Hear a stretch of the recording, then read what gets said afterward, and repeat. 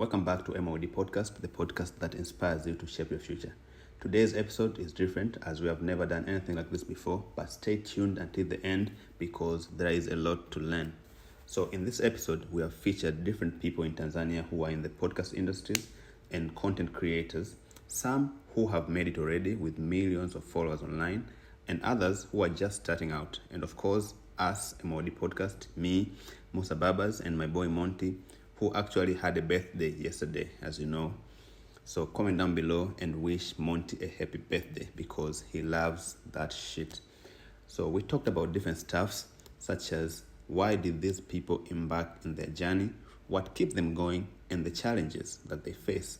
And also we had a meeting at the end that you must see because we talked about stuff like how to trend online, how to grow, how to make money on social media, and so much more.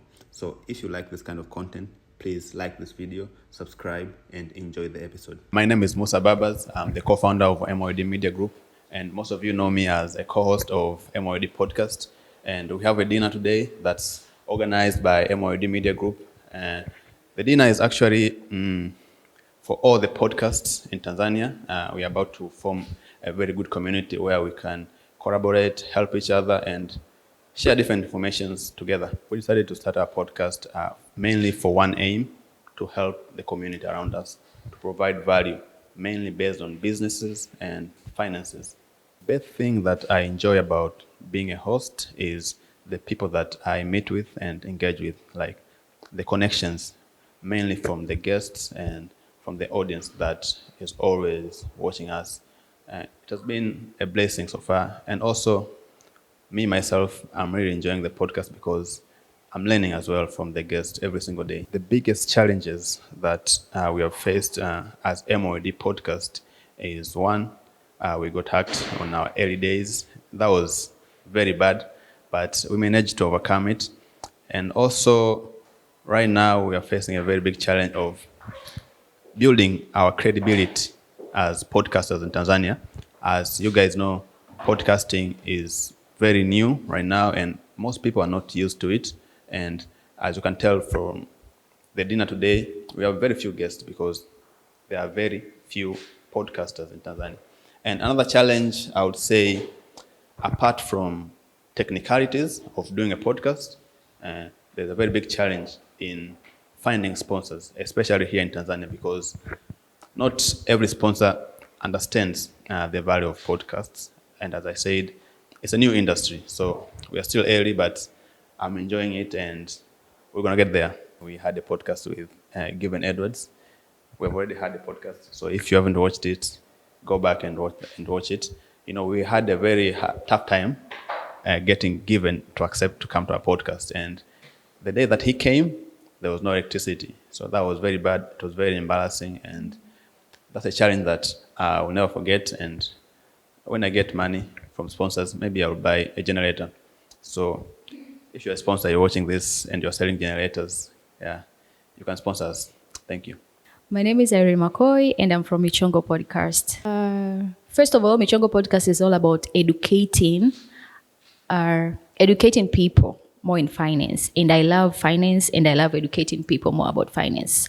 So I enjoy everything about educating people to know more about finance. Currently, we don't have a studio for shooting our video, Michongo Podcast video. So more of our videos are through audio, but I feel like most of our viewers prefer more of videos. So struggling to raising capitals to creating a studio for the video, that has been the challenging part. We forgot the memory card, so we had to wait for almost 1 hour for the memory card to arrive, and the speaker who we invited had a limited time. So that was Mr. Emilian Busara, because he's one of the most inspirational people in financial advising, and most of the people looked up to him. So having him in our podcast will be like a big deal. Okay, so there is this person who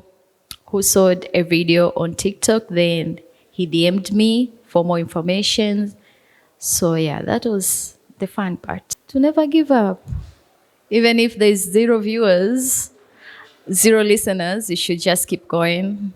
We are hoping for the best, and we are looking forward for the best. We are looking forward to have our own studio by 5 years, and we are looking by to having most potential guests to be our guests in the podcast. So we're looking forward to grow big, to be bigger, to be the leading financial podcast in Tanzania. Thank you. Bana mambo vipi kama kawa, mimi ni Lil Ommy, the MVP, half man, half amazing, the king of interviews, TZ most wanted, self-made, you already know, Oi, niko hapa kama ambavyo unafahamu. Kwa muda mrefu sana nimekuwa nikifanya the Lil Ommy Podcast, moja kati ya podcast ya entertainment inazungumzia music, fashion, lifestyle and all that. So you already know. Wakati ulimwengu wa media unahama kuja katika upande wa digitali, kulikuwa kuna kila ulazima wa kuendana na kasi. So watu wengi walikuwa wanapata habari, watu wengi walikuwa wanapata burudani kupitia mainstream media, radio, TV, magazeti, lakini mitandao ilivyokuja ilikuja ikaanza kubadilisha huo upepo. Kwa hiyo mimi nakumbuka kabla ya kuanza hata podcast nilikuwa nafanya vipindi vyangu wakati niko Times FM. Nilikuwa na record kipindi changu cha The Playlist na kiweka YouTube ili watu ambao hawakusikiliza radio waweze kuwa wanatazama kipindi changu cha The Playlist, kwa sababu ile content mimi niliamini ni heavy na inaishi. So nikawa nafanya zile radio content ambazo mtu baadaye kwa muda wake akikaa anafuatilia, na ilipendwa sana na watu wengi, na kutokea pale nikaanza kubadilisha upepo wa media nyingi Bongo. Kuna media kadhaa siwezi kuzitaja, na wenyewe wakawa wanafanya hivyo, wana record vipindi na wenyewe wanapeleka kwenye YouTube na nini. So mimi nilikuwa nafanya hiyo, lakini mapokezi yake yalikuwa ni makubwa sana. Na wazo nilivyolipata ni kwamba naona nafanya content nzuri, naona nafanya kazi nzuri, lakini mtu akisikiliza radio kipindi kikiisha hiyo content ndio huipati tena. Na nakumbuka nilikuwa nafanya interview ambazo watu wengi wanapenda sana kuzisikia. So nilikuwa naandika jarida linaitwa The Playlist Magazine, ambayo ilikuwa inatoka kama free copy. Kipindi kile magazines zilikuwa zinafanya vizuri sana. So nikawa nikienda nikigawa zile magazine, of course malls ilikuwepo, Mlimani City, Vioni na nini, ili mtu asome story aweze kufuatilia. Baadaye tena tukawa tunaweka kwenye blogs watu waweze kusoma story. Lakini nikasema haiwezekani, mbona kuna vitu na miss, cause naangalia wasanii wanavyokuja wamevaa, studio set ni nzuri. Kwa nini mtu asipate ile the real feel ya, unajua ukiandika kuna namna yani upate zile expressions and everything. Kutokea pale The Playlist ilienda ilibadilisha industry nzima, na media zikaanza kuadapt upande wa masuala ya digitali. So kutokea hapo then podcast ikaja. Sasa podcast haina tofauti na kuweka content kwenye YouTube, lakini podcast yenyewe inakuja kwa format yake maalum, lakini pia kuna set yake maalum, kuna tone yake pia maalum. So na mimi nikaona niendeleze kile ambacho tayari nilikuwa nimesha kianza before. So tukaanza kufanya the Lil Ommy Podcast, nikawa naenda nafanya Swahili radio podcast, yakuwa nafanya interview tofauti na wasanii, masuala ya muziki, masuala ya fashion, katika uwekezaji katika sanaa, ukuaji wa sanaa na mambo kama hayo, na ikaleta impact kubwa pia. I enjoy the most ni kushare different stories. I enjoy when we sit kwenye podcast na tuko na discuss vitu. Sometimes I also learn things. Unajua, podcast sometimes, most of the times inakuwa ni more of conversation. You see, so katika conversation mtu anaweza kawa anaelezea kitu chake fulani hivi, and then hiyo inakuwa ni lesson, not only kwangu, hata kwa viewers huwa wanaandika hizo comments. So for me I'm like, okay, kumbe hii inaenda kumbadilishia mtu maisha.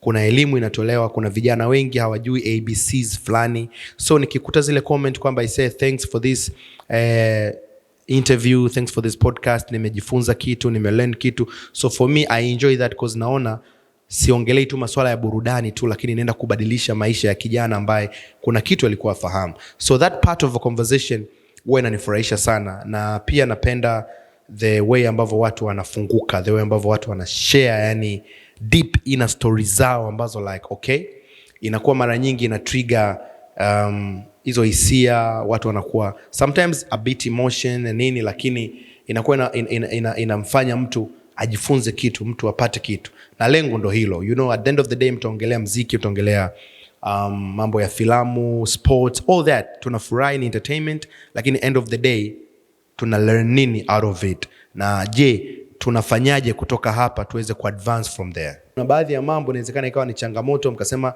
si tunatamani kweli kufanya hivi vitu, lakini tungesaidiwa mambo haya na haya na haya bila kuvunja sheria, inakuwa inasaidia. Lakini huwezi kwenda tu mtu mmoja peke yako, kwa lazima mnakaa kwanza, mnaangalia opportunity zenu ziko wapi, changamoto zenu ziko wapi na vitu vya namna hiyo. Kwa mkikaa pamoja kama hivi, mnakaa pamoja, mnashare mawazo, lakini pia utakutana na watu ambao pengine mmekuwa tu mkionana mtandaoni. You see, mara nyingi watu siku hizi ni kuonana tu mtandaoni. So hilo ndo kubwa zaidi, lakini kwangu mimi naichukulia pia ni kama a celebration. Tunakuja kufurahi kwa sababu tumefanya kazi nzuri almost 1 year.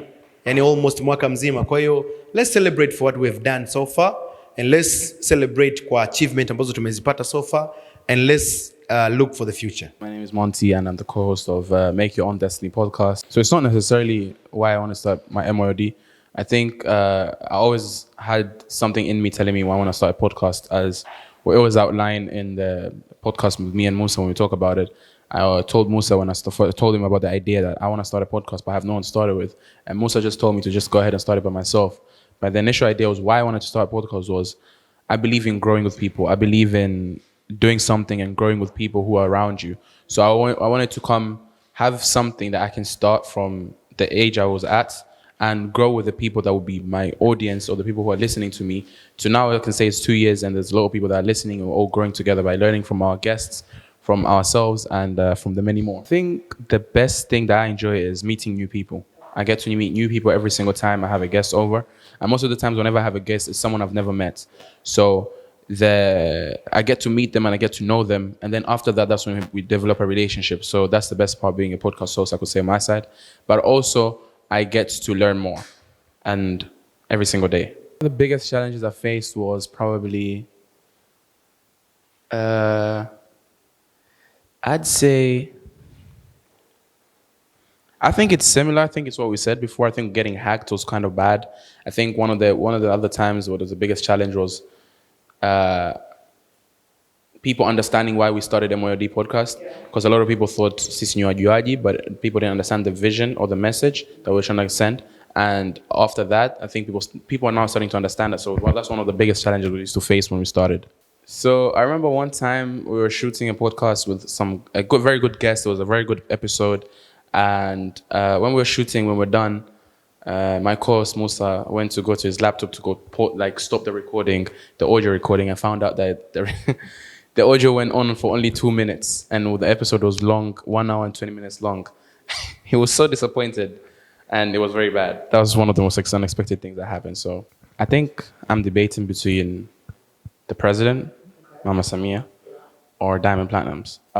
Diamond Platinums is because I think I see a lot of people hating him because of what he's trying to do or the things he's trying to do for the community. Whenever he does something for the community, people hate on him. Or when he's trying to go global, people start hating on him. Like everything he does, there's always a lot of haters, more than like a lot of people just trying to hate on him for no reason. So I really want to have a conversation with him, understand how he does what he does without looking at other people or the other way, and still be able to come up on top. As for Mama Samia, the first female president in Tanzania, there must be a lot of challenges that she's facing. So I believe having a conversation, understanding her day-to-day, battling these people saying that she's a female president and it's way harder than it is. So me having to talk to her would, I think, answer a lot of my questions. I wish someone asked me the question why I wanted to do it, because I came to define my why later on the line. So me knowing the why early on would have been easier. So I knew why I wanted to do it, but I'm saying like, if someone told me how hard it is, it would make better decisions. But I mean, end of the day, I started it and here I am. I don't know, it's not really funny, it's not really memorable, but today I was traveling back from Zanzibar. I was on the boat and someone knew me from the podcast and I got special treatment. So yeah, I remember I had paid for VIP and I was taken to Royal Class and I was given special extra care treatment. So I guess that's dope. I see it being at the top. I see it bringing guests that people never expect us to bring. I see it answering a lot of people's questions, and I see it helping people make their own destinies, including myself and my co-host. The main reason we organized this dinner was because we've seen music grow and beating our borders, going to other borders because of the competition that's within, but also the collaboration that's within, whether it's a collab, whether it's a competition that's within. So why not for a podcast? Why don't we start a podcast community and start learning from each other? Like today we had a 2-hour session on just conversations about branding, marketing, and that's just one of many more. So us being able to have these conversations and push each other to do better, we're able to cross over the borders and do better for our country, so that people can hear that people can hear the tastes or the voices of Tanzania.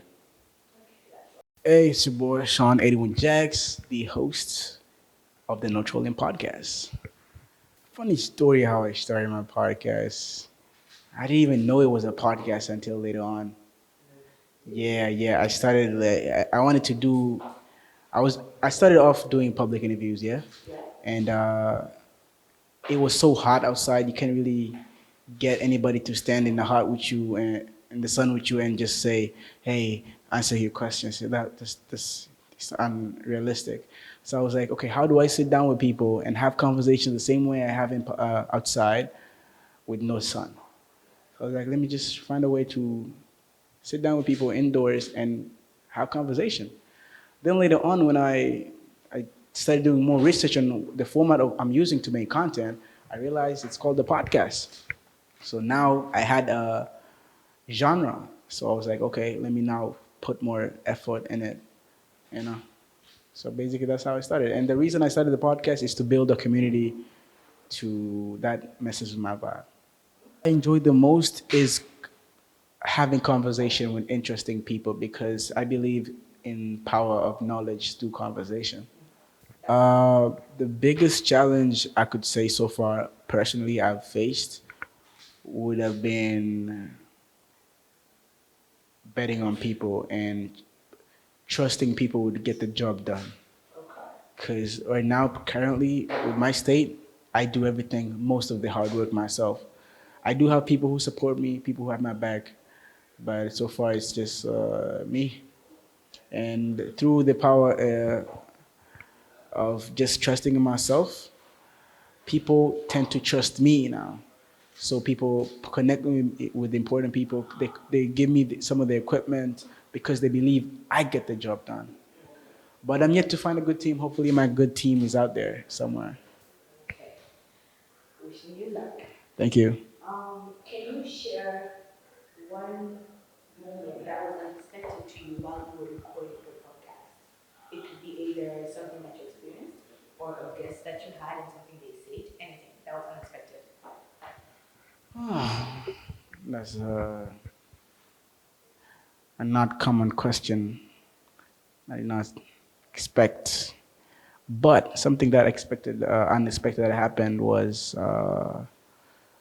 I recorded a whole episode and the audio wasn't there. Yeah, it was just a video. So I decided not to post the episode.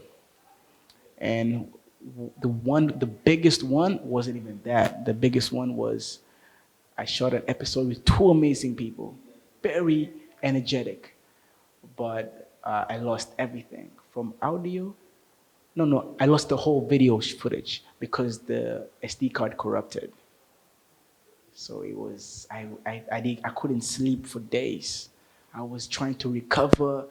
Nimelipia apps to recover footage, but guess what? Piece of advice I wish I had was to not trust people quite easily. I have a habit. I used to have a habit of trusting people way too early and very easily. So I wish somebody told me that people would always let you down. So try to work in a way that you don't depend on people too much. Yeah. I have so much of. I've had so many funny moments, but if I could say, I could say one of my funniest episodes was the yacht episode. I did a podcast with a yacht on a yacht. It's in my season 2 of the podcast. Yeah, so that was like, cause that, you know, the best podcasts, I feel like the more the people, the better the conversation and the better the vibes. Yeah, I see, you know, trolling being a platform where people come to listen different thoughts and opinions of Tanzanians or other people abroad and try to learn. Like I said earlier, I believe in power of conversation and knowledge through conversation. So hopefully my podcast is going to be a source of knowledge or a source of entertainment. And hopefully I'll build a community through my podcast that actually messes with my vibe. So one thing about me, I was saying, whenever I do something, I give it 100%. I don't care, oh, you should talk with these people this way, or there's a formality of talking to somebody. With me, if you ask me to do something, I'm gonna do it my way. I'm gonna add my craft in it. That's why you worked with me, yeah? Because whenever I'm working with different people, I try to not follow what I'm trying not. It's not like I don't want to follow their rules. It's just like I want to add my own piece of myself in the work. Okay, message to MYOD. I could say, as much as it's good to bring podcasters together and build as a community, people should not feel like they need to be in a community to grow. If you depend on a community to grow, that's the wrong start. But are we good? If you depend on a community to grow, it'll give you like utajilegeza. I believe in the power of self-growth. If you grow as an individual and build yourself to some extent, and the community is just like extra. So as much as this is good, it shouldn't be like something people depend on to grow. It's good to connect and it's good to come and talk because we all face similar and different challenges. It's good to know that, oh, he's also facing the same thing. It's good to know what other people are going through so he could also know, oh, it's not just me. So this is normal. I should just keep pushing, you know. I might get there. Oh, yeah, say no more. Yeah, for sure. Hopefully, I'll be back. Yeah. Kuna wakati YouTube wao wenyewe ukiwa unafanya vizuri, wanaifanya channel yako ina trend. Mishaenda trending number 1 na ngatushazipiga sana. Ukiona video yako imeenda trending, ile sasa ndio unaanza kufanya vizuri. Sababu channel yako wanakuwa mteka kwenye recommendation. Kwa hata mtu asipokusearch, asipokujua, ni kama kuna namna the YouTube algorithm inakuwa yenyewe inakupromote. Kama ukienda Instagram, unaona hata page hujaifollow, lakini kwa sababu unakuwa follow vyakula, anatokea na mtu mwingine. Kwa inawezekana wao kuna namna wanafanya zile. Sasa ile inakuwa inakupa impression na kupa subscribers na kila kitu.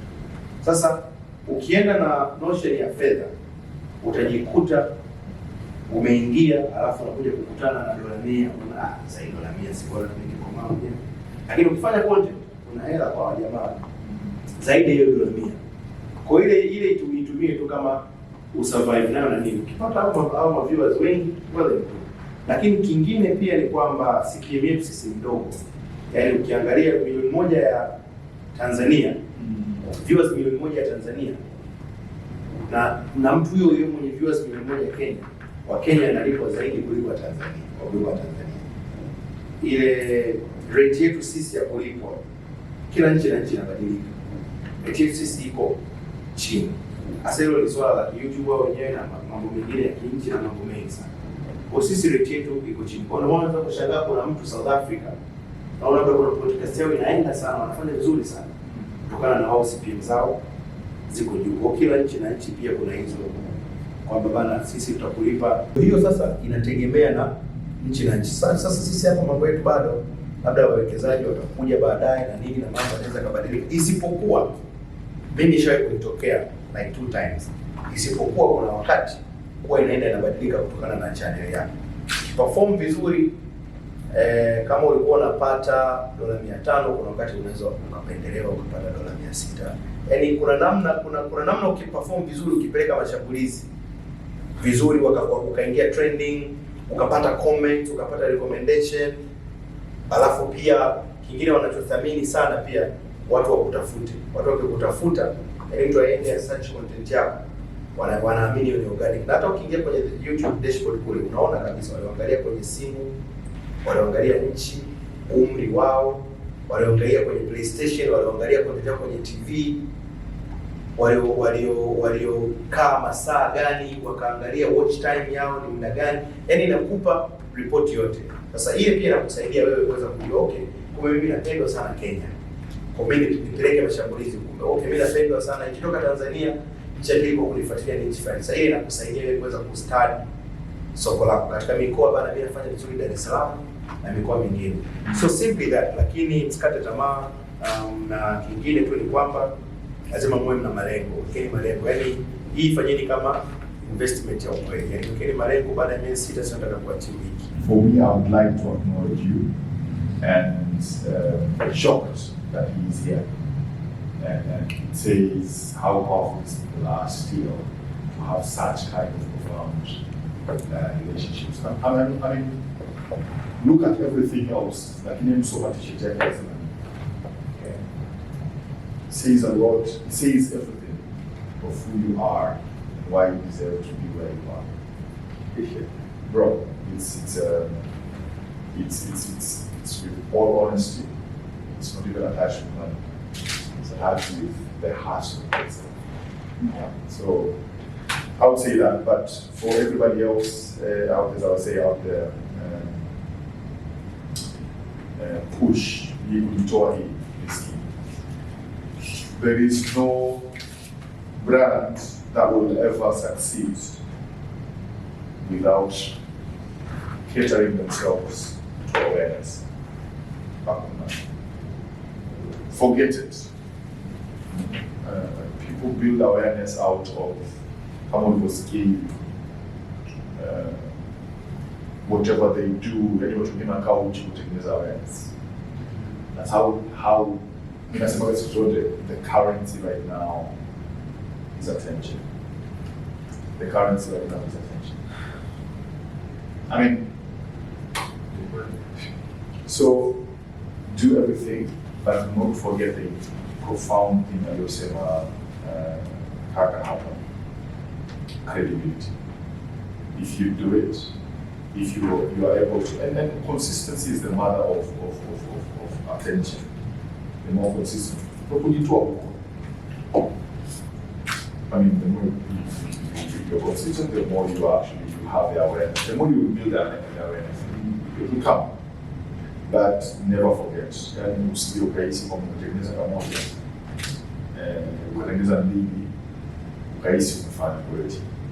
And if we go with the route of some of the if we're going for the money, we don't even work on the idea. It doesn't.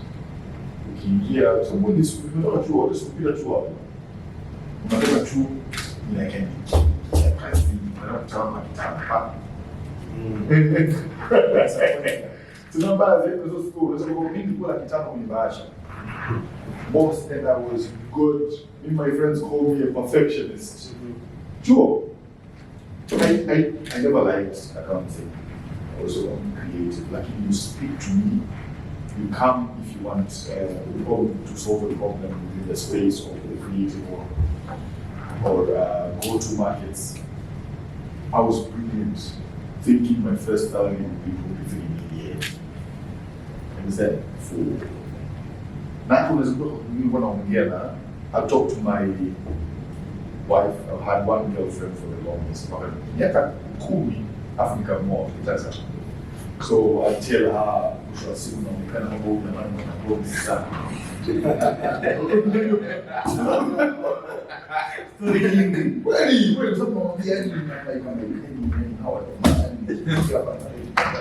umeshajitengenezea picha, apige picha, alafu bora.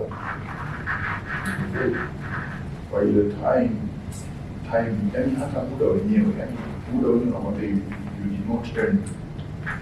You did earn. Time talks to you. Kwa nimeingia sana pale, nimeingia kwa kila kitu na bash. Nataka bash na kwa kimbara kwa sababu za mshosisi fanya. Ambaye nakumbuka nilitumia mara kiasi fulani kwa maana yote au ile manjasa. mtumie nchi kubariki, alafu nenda kapi. Kula sausage.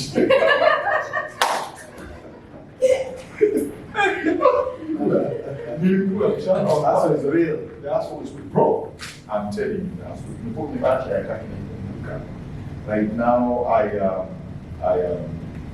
The amount of money I've actually held in my hands, and some that I've misplaced, misused them.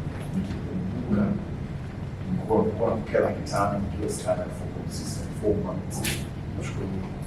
So I'm like, I am stupid. I'm telling you, nimeshapoteza hela nyingi na ukishazipata kuzipata fedha. For example, with Biko nilikuwa na influencers karibia 25. 25. And I had control about personal control. So I've been with money all the time. And sina roho mbaya mimi, as you know. When I have a problem, 2 million hapa, pambana tutarudishia. Usiponirudishia kwa wangu sasa it's clean. Because of meditation pay it off. Chief, I've invested in how many pieces? How many pieces nimeshafanya? How many pieces have invested? Lakini nikikumbuka nilikia 5 nikamshukuru sana Mungu. Nikikumbuka wouldn't have wasted it. Lakini ndio kunifunza sasa hivi we have to think every count. Anyways, to end up, I'm saying you guys to cement. I'm on here when it comes to the Mia Bofna, we are branding, we are building our own podcasts. And nimesikia Swahili ready. Nimefurahi sana. What a dish. Ile Swahili radio tulifanya, lakini the idea ni kwamba of course kwanza Swahili kwa maana ya culture yetu, lakini pia ilikuwa tunataka kuweka yani isiwe kuifanya Swahili iwe kama vile yani kitu cool. Unajua mtu akisikia Swahili inakuwa kama vile cheap French akishamba. So me I wanted to change your perspective and I work kwa okay. Kumbe Swahili inaweza kaa kwenye mwezi watu wakakaa wakaongea afu madini ukaondoka na vitu so yeah. Lakini pia nilikuwa nakufanya na platform ya audio mark. Ambao ni pia nilikuwa nashirikiana nao. So wao of course wali reach out to me, nikawapa idea because wao walikuwa wanahitaji kufanya agenda zao. So mimi nilikuwa hapa ndo kupenyezea, nilikuwa napeleka kwenye audio mark kama ile sehemu ya stream na nini, ikawa vizuri tu. So just to top it up, I would say for all of us here, except Lil Ommy, because this I think you read very well. And being a marketer, also being an agency, the first thing we do is we cut you out. That's what we do. Tunamtafutia kosa. Kwa a table of people kuleta mtu anachochoto ya shida inawezekana njoo. Kuna mtu mmoja tunamkutia. Like I am your guy. Like everybody else, probably they have their own people. So one thing that has always been standing out. So if I can use this opportunity, then I can collaborate with everybody else. It's not only sales now, I can talk about everything else. Marketing, brand, like ilichonipeleka nini nyanya. Mweke kufahamu sana na kitu cha nitoe. Mwenye pia nilipoingia same thing I'll say.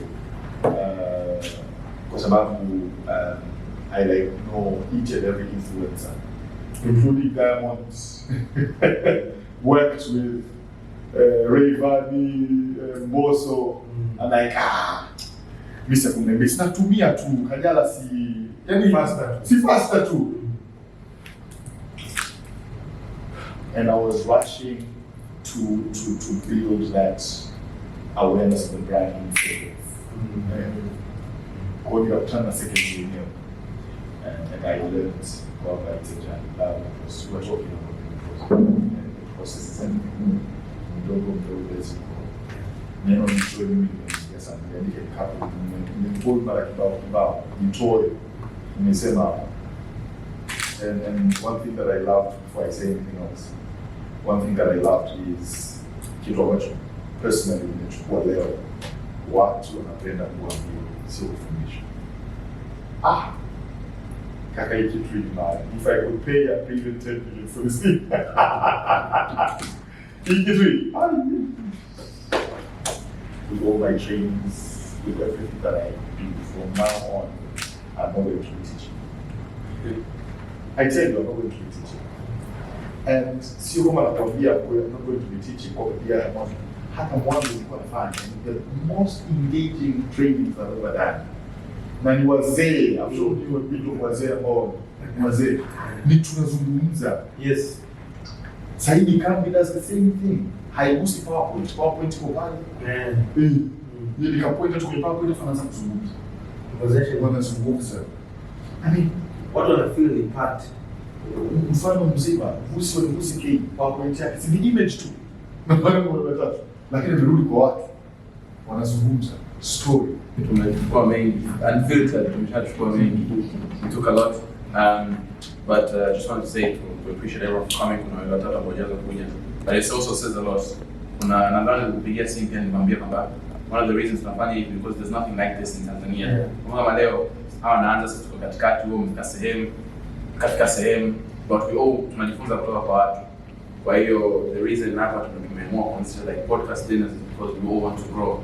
Na sisi pia tunaona in Tanzania is there's something big coming, kuna voices to be heard, whether Lil Ommy or Sean or Montey, everyone's podcast. Wala kwenye podcast nenda nchini kuliko wewe. At the end of the day lazima tusaidiane ili tufike sehemu, ili Tanzania ifike sehemu. Najua daima pia naongea kama hivi lazima ili brand ifike mbali, lakini sisi tu collaborate. Lakini tukiwa ndani tushindane.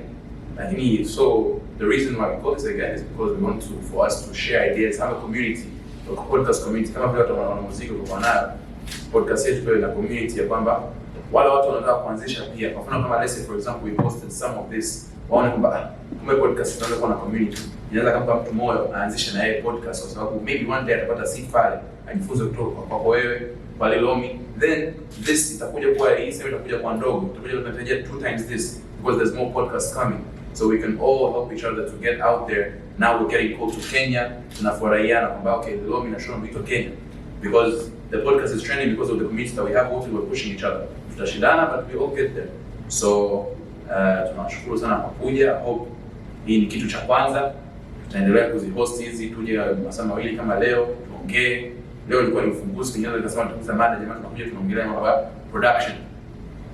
Tumeongea technicalities nyingi sana, labda wewe hajui, labda mimi sijui, labda Sean hajui, Sean anajua kitu wewe hujui. So we can all start coming and add some stuff that we can all help each other and grow. Tufike mbali, tufike sehemu tuongee. Tutakuwa sisi tutakuwa tunaziita, kwa hiyo we hope the talent izidi kuwa kubwa.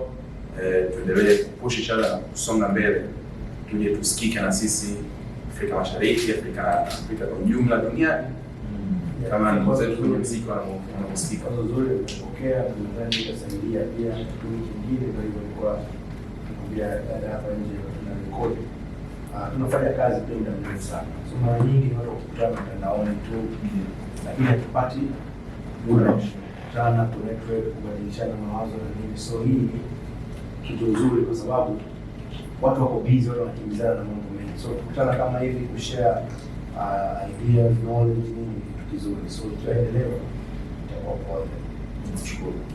Sisi tunafanya wetu kuendelea kuziita. Kwa hiyo sasa basi tukapateni some dinner then tunaweza kuendelea.